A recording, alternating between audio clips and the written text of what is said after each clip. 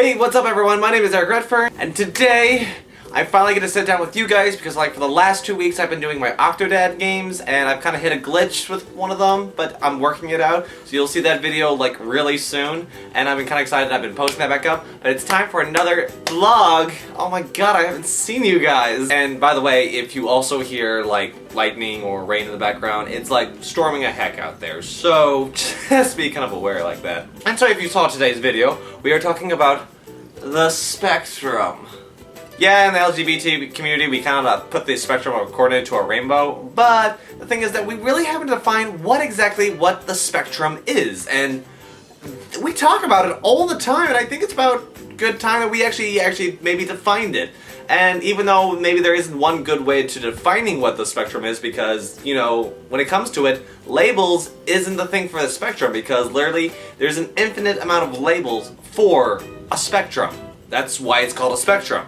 But when it comes to the LGBT community, there is no such thing as one set label. Nobody is 100% gay unless they really are, and nobody is 100% straight unless they are. Which kind of sounds confusing and totally backstabbing in the way that our idea works, but still. So when I think it comes down to the ideas, I think this is the best way to explain how the spectrum works and how you align yourself, no matter who you are, you place yourself on our spectrum.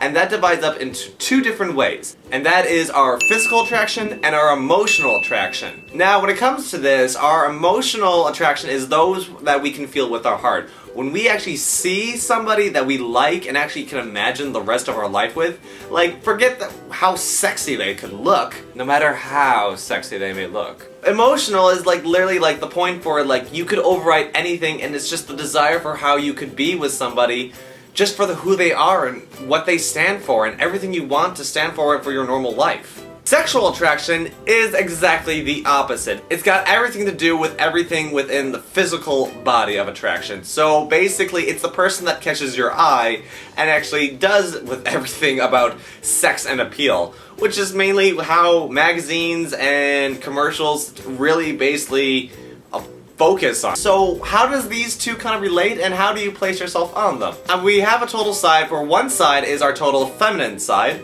or female side, and the other one is our masculine and male side. Pretty simple. Now, depending on where you actually place yourself on this scale, totally depends on how you actually attract or feel about situations. So for example, we'll say for me, what I am. Now, because I'm bisexual, I can fully say that my emotional appeal is exactly 50-50, which basically means that between male and female, I could emotionally fall in love with either gender. But my physical appeal is actually much more towards males. So the thing is that I may emotionally love male and females just about the same, but the thing is that I find males just physically more attractive than females. But the thing is that it's not a total male thing, so I gave it about maybe 80% male and 20% female. So the thing is that there are some physical features about a female that I do like. I'm not stating which ones though. And if you actually kind of put this in the right equation, you can literally map out what my basically ideal dating life could actually map out to be. So my dating average should say that I am more likely to date males than females. But the thing is that there is ever so the chance that it's not just males, which still technically makes me in the field of bisexuality. If you were a gay male that actually loved males and everything about it, your emotional factor would actually go out all the way to male, and male for both physical and emotional. Because that's the thing because there is no slight trace of any possibility that you could be bisexual because you gave no room for that possibility. Unlike my factor. But you kind of get the idea. So that's the kind of important thing. I think this isn't the greatest way to find out on how we kind of label things, because that's the thing. Labels don't work in this community, and that's the thing that really we kind of just want to be who we are and who we want to love, and it doesn't matter what rate it comes in and how many times do you fall in love, or who do you fall in love with how many times, or even if you're bisexual, how many times do you fall in love with a male more than a female. That thing doesn't really matter, because that's the thing is that I think it's great that you guys and people in this world get the chance to fall in love with somebody overall than saying that I've given up on the idea. So we should be really happy at the idea that even though there is a spectrum and it could be some way of identifying how we are, I think labels really shouldn't matter on the idea of what our history shows and much more than how we actually express ourselves. So the spectrum of 2 is actually of 1, and that's why we call it a spectrum, because it's one great rainbow of love. We're gonna go with that. But if you guys found this actual example pretty useful and you might want to use it sometimes, or you just think it's a great idea overall for a start, make sure you give this video a thumbs up and as a like.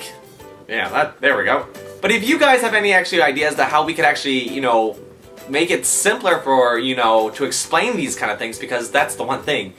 It takes a genius to make something very complicated simple. So if you've got any ideas or anything at all, comment down below. Or if you have a comment of your own that you just want to share out, definitely comment down below. We always want to hear your thoughts here. But that's all I've got today. Make sure you guys go back and definitely check out the prize video giveaway.